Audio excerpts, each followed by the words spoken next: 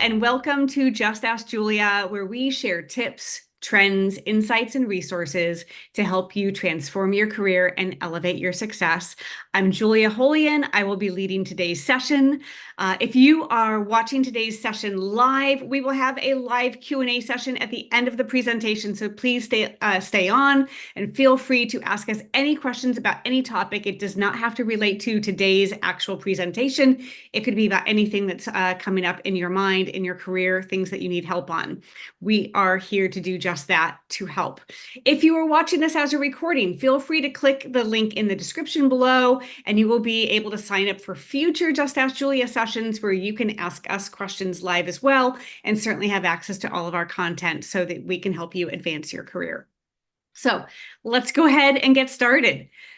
Today, we're going to talk about interview preparation. Now, there's a lot that we can talk about when it comes to interviews. This is about how do you kind of set yourself up going into the interview. There are a lot of tools that Liz and I have developed that we know make a difference for our clients.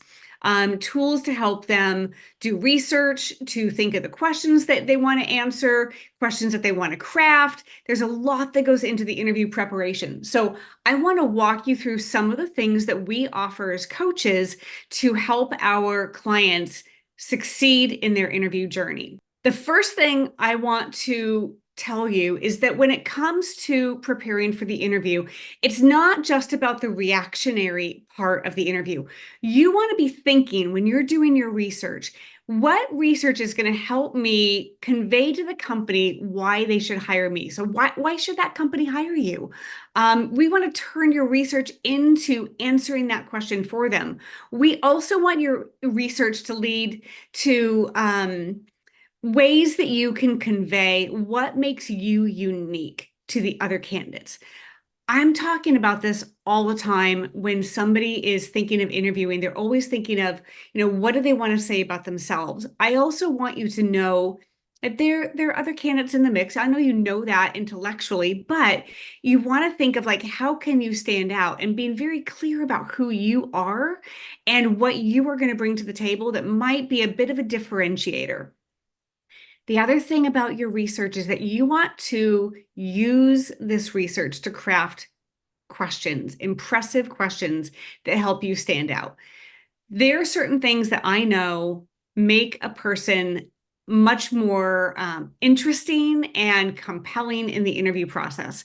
For those of you who've known me for years, you know I was an executive recruiter for 20 years before I went into coaching over 8 years ago. And one of the things that I noticed that differentiated one candidate from the next was asking really good questions. Not asking questions about the process and what's next and do you have any concerns about me, but really insightful questions that help you learn about the company and help them understand that you are thinking bigger and like you're already in the chair when you're in the interview. So this is something that if you haven't been thinking of the questions that you're going to ask and asking really insightful questions, please add this to kind of your list of things that you do. And then lastly, preparing for the interview and then going into the interview, having all of this in your toolbox should also help you decide if this is going to be the right job for you, because ultimately that's one of the big things that you want to know. I know that if you are in between jobs and you're a little stressed out, if not very stressed out about when are you going to get hired, what's that next job going to look like, you may feel like, gosh, I've got to kind of take, anything. But I really don't agree with that. I think that it's so much more important to know what your parameters are in that next role. So we want this research to give you kind of those insights into, is this the right job? Is it the right company for you? Is this going to be a place where you can thrive? So that leads us into doing the research. And there's really 5 areas that we tell people to focus on when they are doing their research before an interview. The first one is to try to learn the key goals for the company. Now, where do you find this? You can find some of this off of a website. You might find some of it in the job description. If you're working with recruiters, this is where you can ask a lot of questions up front.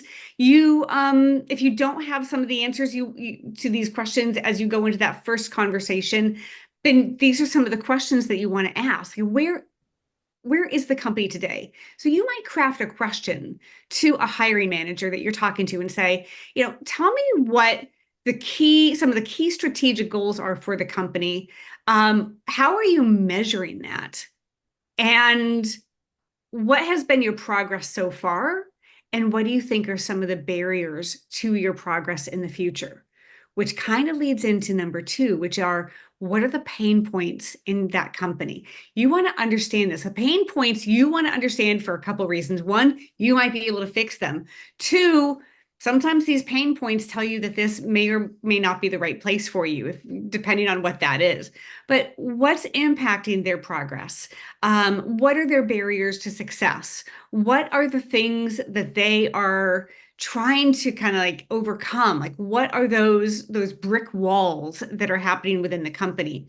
Even if you are in a junior position and you're coming in, I will tell you, if you ask questions about what are the goals and what are the pain points, you are going to stand out as a candidate, because most people, when they're younger in their career and don't necessarily have a lot of experience, this shows that you have a great sense of curiosity, and you can't teach curiosity is one of my favorite things to say. You can't teach that, but boy, can you convey it, and it goes a long way. Now, industry trends and outlook. When you are doing research, a lot of people look at the company and they just want to research the company. They just want to look at the job. They're thinking, where am I going to sit? Who am I going to be working with? What's my day-to-day going to look like? But I would say look at industry trends and what those might be, what those might look like for the company. And I think it's easy for us to all reflect back on the pandemic. When COVID hit, there were industries that were affected in very negative ways. There were industries that were affected in very positive ways. So you want to look at not just the company, but how could an industry be impacted? Could it be impacted by legislation, regulation, the economy, by forces of nature? Are there geographic things? Are there even changes in how technology is affecting business? And probably one of the best examples of that is, remember, 20 years ago, like Blockbuster was the biggest, coolest, best thing out there. None of us saw what Netflix and companies, were going to be able to do to that industry. And now we have streaming. I mean, all of media has completely changed in the last 10 to 15 years. So that's a very obvious example, but you want to look at that. Even if you're working in food manufacturing, or you're, working for a company that makes backpacks, how could that industry be changing? And what does their outlook look like? And then, are there market changes as well? And what's happening with the competition? So competition, you can work in a certain space, and yet somebody else who has like the same kind of logo or says that they do the same thing don't necessarily serve the same audience. So when you're looking at, say, a software company, there's software companies that have enterprise software services. So they're working with the big companies. They have major major implementations. They are multi-million-dollar deals, and that is not going to be the same as something that's a subscription model. So you want to understand who are the competitors and who are the customers within that space. So if I'm working in software for enterprise, you're going to be selling to kind of like the big dogs, or the companies that are probably hundreds of thousands or not millions of dollars in revenue. Whereas if you're selling subscription, you might be working with, very small companies, like a company even as small as ours, or, a company that has fewer than 20 employees. The sales cycle is different. The negotiations are different. The revenue models are different. The way customer adoption is handled is very different. So you want to understand kind of like the market and the competition. And then lastly, and what probably I think most people think of when they're going to do the research, is people. But I want you to dig deeper on people than probably you have before. So clearly you're going to look at who would you report to, who would be the people on your team. But I would even think of like who across the company might you be working with? So if you're working with Liz or me, we're always saying when you are interested in a company, go into LinkedIn and don't just look at the obvious. Don't just look at the person who you would report to or just the people who you think would be kind of on your team. Go look at like 20 different people and try to get a sense for the other people in the organization that you might also be working with. I recommend that when you go into an interview process and you're thinking of this, as you get down the line and you're getting closer to an offer, if they haven't already given you the opportunity to maybe meet somebody in a different department, like let's say you're working in finance, but they haven't had you interview with anybody in sales or even anybody who's on the product development side of things, you might want to ask for that. Not that I want to extend your interview process. I know everybody's a little exhausted by the 8, 10, 12, 15 people that you're going to meet with, but sometimes you want to make sure you're meeting with those right people where if you are delivering for them or they are delivering for you, you're on the same page. But get insights into who they are. I think the more you do the research on people, you can also go into the interview and feel like you get to know them a little bit better. So another thing I would do beyond just LinkedIn, everybody who you are actually interviewing with, I would go into Google and Google them, obviously.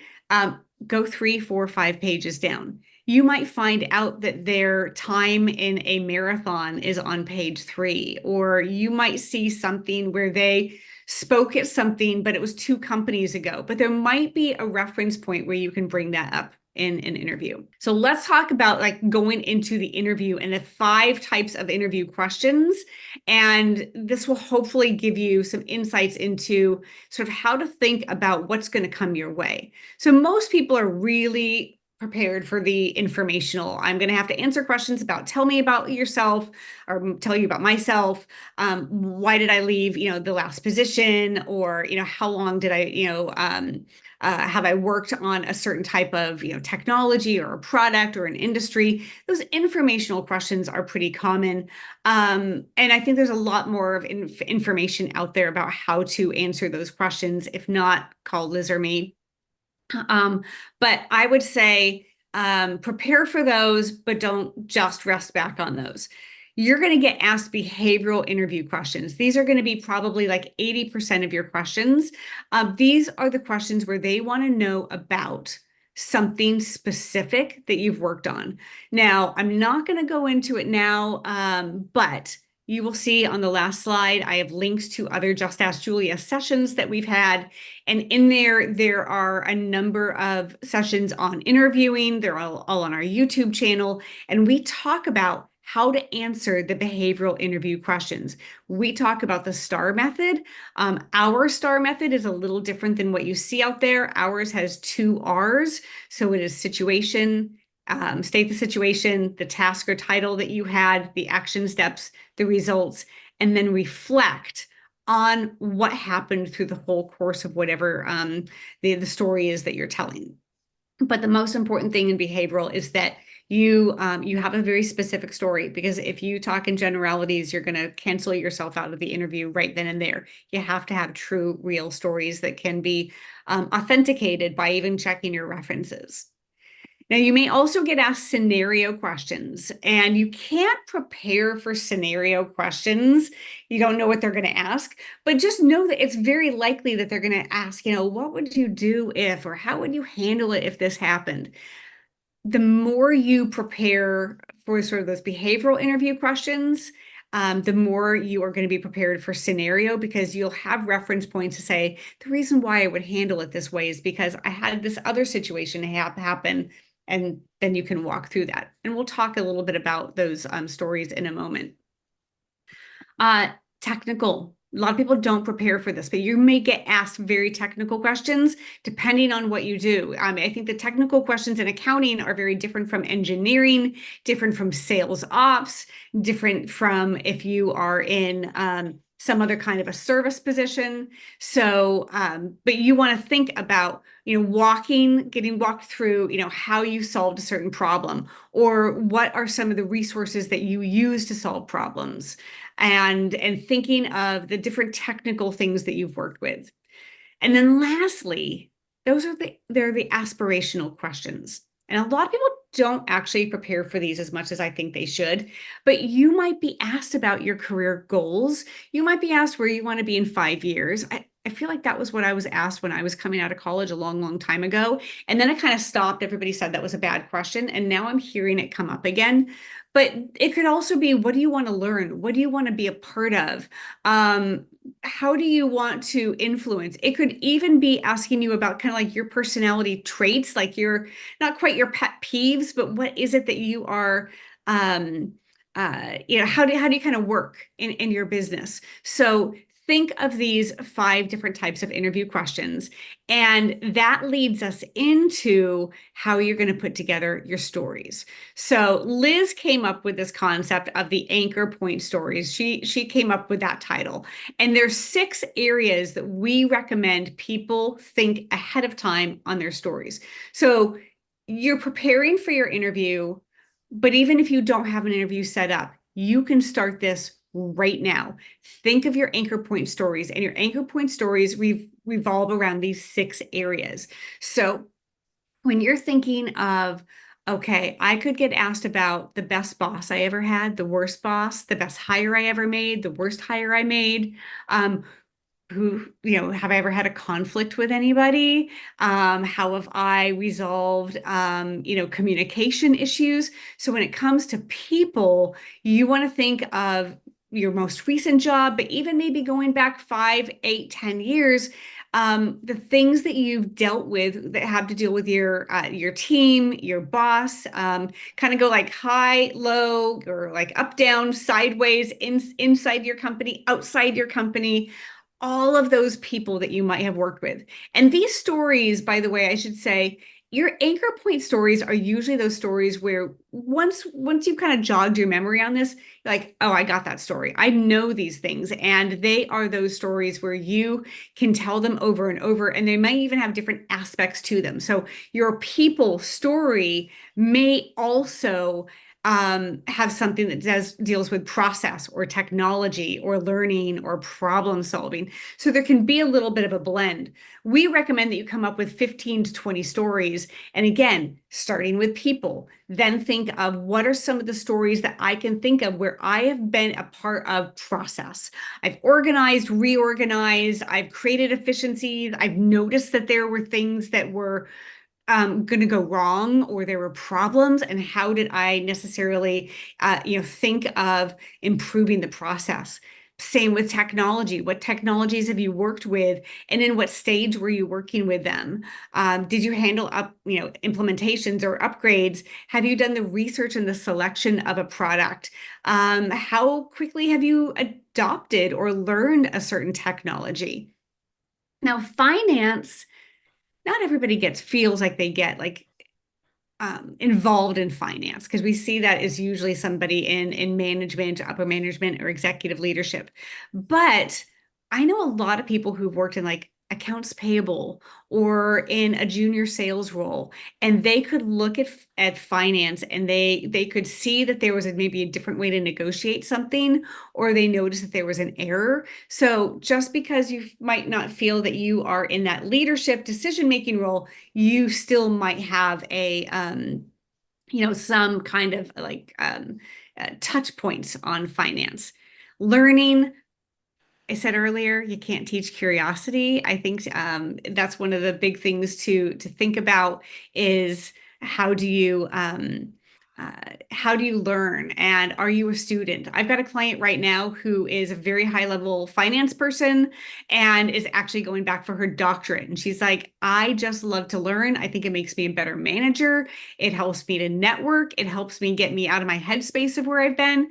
Now, you don't all have to go for a doctorate, but maybe go for a certification, or maybe you just like to go be a part of a project in a different group that you hadn't been exposed to before. So raise your hand and volunteer to do things within the company, especially those things that maybe not everybody else wants to do. Guarantee you're going to learn a lot.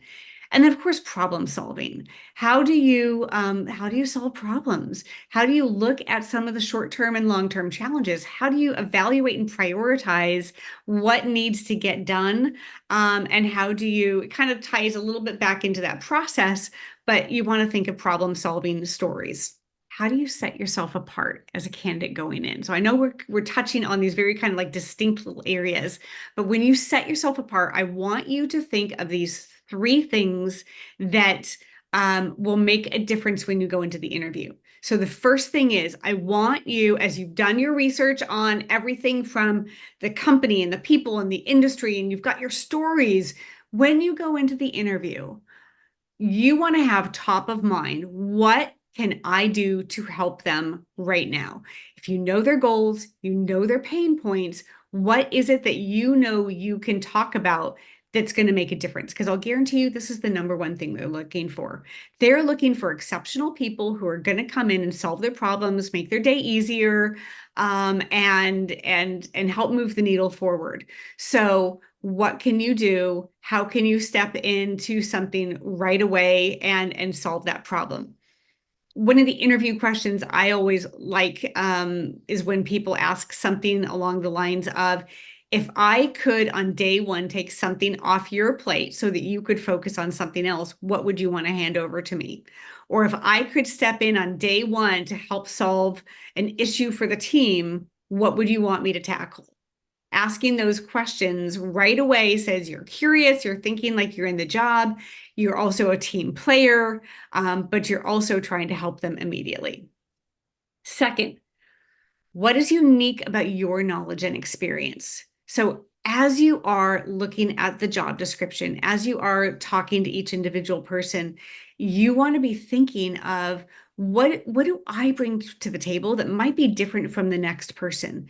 Is there if for example, maybe you have worked at large companies and small companies and you've seen it all. Now you're talking to a company that's really trying to grow, but they're going through those growing pains.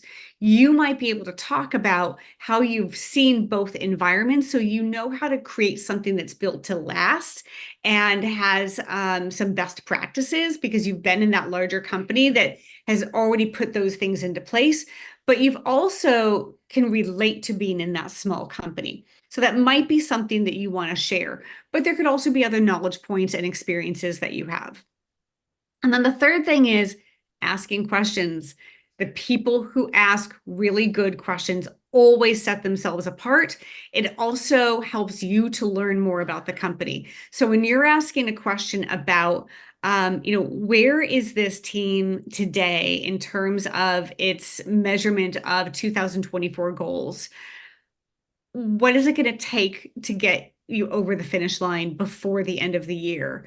What skills can I bring in immediately that are going to help you? So you're kind of tying in some of these three themes. But we want to give you a pro tip.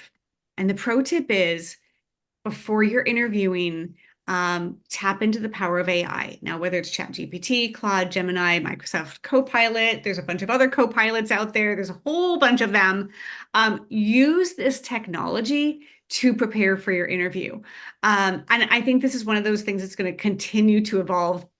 But go into any one of these sites, ask it to tell you questions an interviewer might ask based on the job description. Insert the interviewer's LinkedIn profile and the job description and ask for a list of the most critical needs for the position. You could compare your resume to the job description. You can compare your anchor stories to the job description. You could also create a list of impactful, insightful questions that you can ask in the interview. So don't overlook AI. And I will tell you, Liz, a few months ago, did a really great workshop on AI. So we want you to go look at some of our past Just Ask Julia's, and that's one of them because it'll really help you pull some of that together. And then as you're going into the interview process, we know that everybody gets stressed. So here's our three key points on reducing your stress so that you can be successful. First, you got to do the work. Dive into those research focus areas. Analyze the job description. Liz also did a really great workshop on analyzing job descriptions.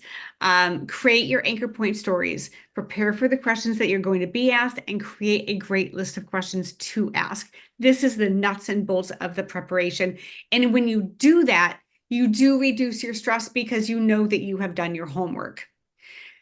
Another key thing though, as you're practicing, and you should do interview practice, you should rehearse, you should tell your stories to people. If you're doing a presentation in an interview, you should share that with somebody else. But I'm going to tell you, don't do it all by yourself. Don't stand in your bathroom looking at the mirror trying to have a conversation like you're interviewing. I mean, I realize that there are times when it's going through your head, but really do this with other people. When you practice with other people, you will get more feedback. You will be practicing eye contact. You will get feedback on how your voice sounds. You will get feedback on, are you articulating your story well? So work with people, whether that's your family and friends, or going back to some of your former coworkers, people that you've worked with in the past, calling a career coach. If you are in a job search cohort, that might be helpful as well. And then to settle your nerves, I'll tell you, when I interviewed years ago, I had this thing. I'm sure people thought I was really strange, but I would, in my car, because this was back when we would meet everybody in person, I would drive into the parking lot. I would get there early, and I would pull off into like a deep dark corner, and I would sing the Star Spangled Banner twice. I know that sounds a little strange, but I would sing that because it's a really hard song to sing, and I would get my vocal cords going. So I would say, to reduce your stress, first, stretch. That morning of that interview, stretch, like move your body, get it kind of loosened up. Stretch your voice. If you want to sing the Star Spangled Banner, or you want to just, scream at the top of your lungs, whatever it does for you, get that out. Do the superhero pose, whatever that is. If you want to do the Superman pose, or you could be like the Wonder Woman and you're going to just like ward off everything that comes your way. Whatever works for you.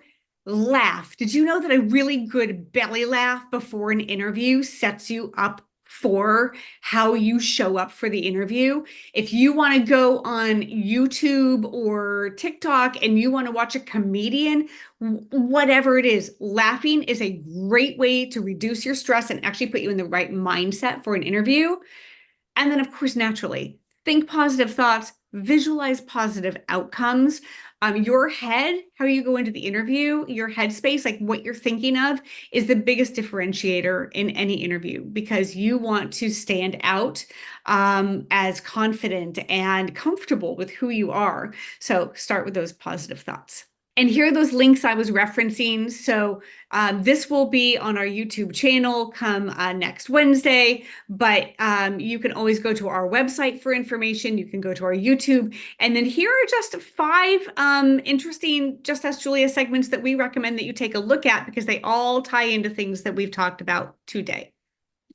And then lastly, we would love to be connected to you. So if you want to take out your phone and you want to, copy these QR codes, this will take you to connect with Liz and me on LinkedIn. So this is the end of today's topic. If you are watching this live, we're going to start a live Q&A. If you are watching this in replay, thank you for tuning in. You can click the link in the description to sign up for future Just Ask Julia calls, and we'd love to have you join us in the future. So thank you all.